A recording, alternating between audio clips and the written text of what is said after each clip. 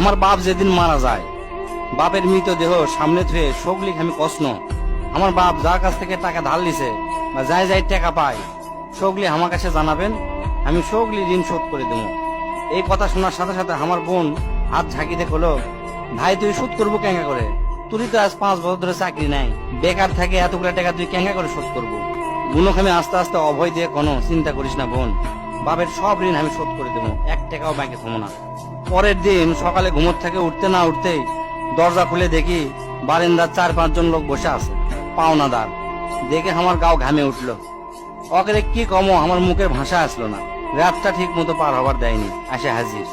সামনে যাতে একজন খাড়া হলো, খাড়া হয়ে আমাকে করছে, আমি অমুক ব্যাংকত থেকে আসছি, আপনার বাপ তার বেটা বেটির নামে 20 লাখ টাকা ব্যাংকত থুয়ে গেছে, তাড়াতাড়ি ব্যাংকত আসেন।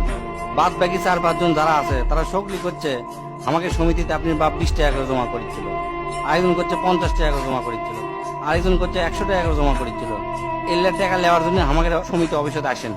পরে সব হিসাব করে দেখি বাপ আমাকে জন্য প্রায় 37 লাখ টাকা জমি হয়ে গেছে। টাকাগুলা হিসাব করতে করতে আমার একদিন রাতের কথা মনে পড়ে গেল। ওই রাতে আমি আমার বাপক কষ্ণ, আপনি ক্যাঙ্কা বাপ, আমাকে ভবিষ্যতে আপনি কোন চিন্তা আছে? আপনি লাগাতে বাপ আমাকে দরকার নাই, কোনো টাকা পয়সায় দেন না আমাকেও, আমরা চলমো ক্যাঙ্কা করে।